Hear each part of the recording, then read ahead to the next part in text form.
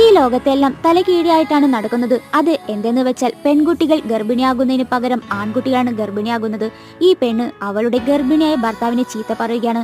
എരിവുള്ള ഭക്ഷണം കഴിച്ചാൽ മാത്രമേ പെൺകുട്ടി ഉണ്ടാകൂ, കാരണം ആൺകുട്ടികളെക്കാട്ടും വാല്യൂ പെൺകുട്ടികളാണ്. ഇപ്പോൾ അവളുടെ അമ്മ വിളിച്ചു വരുത്തി നമ്മുടെ കമ്പനിക്ക് ഒരു അവകാശി വേണം, നിങ്ങൾ രണ്ടുപേരും വിവാഹം കഴിച്ച് ഒരു പെൺകുഞ്ഞിന് ജന്മം നൽകാനായി പറഞ്ഞു.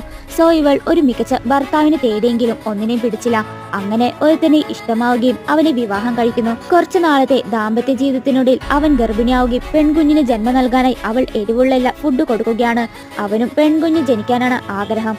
അവരുടെ ആഗ്രഹം പോലെ ഡോക്ടർ ചെക്ക് ചെയ്യുമ്പോൾ പെൺകുഞ്ഞാണ് ജനിക്കാൻ പോകുന്നെന്ന് പറഞ്ഞു. അങ്ങനെ അവൾക്ക് ആൺകുഞ്ഞായിരിക്കും ആദ്യം ജനിക്കുക. പക്ഷേ ഡോക്ടർ പറഞ്ഞത് പെൺകുഞ്ഞായിരിക്കുമല്ലോ ജനിക്കാൻ പോകുന്നതെന്ന് പറഞ്ഞു നിൽക്കവേ നേഴ്സ് വീണ്ടും ഒരു പെൺകുഞ്ഞിനെ നൽകുന്നു. അങ്ങനെ അവൾക്ക് 2 ഇരട്ടക്കുട്ടികളാണ് ജനിക്കുന്നത്.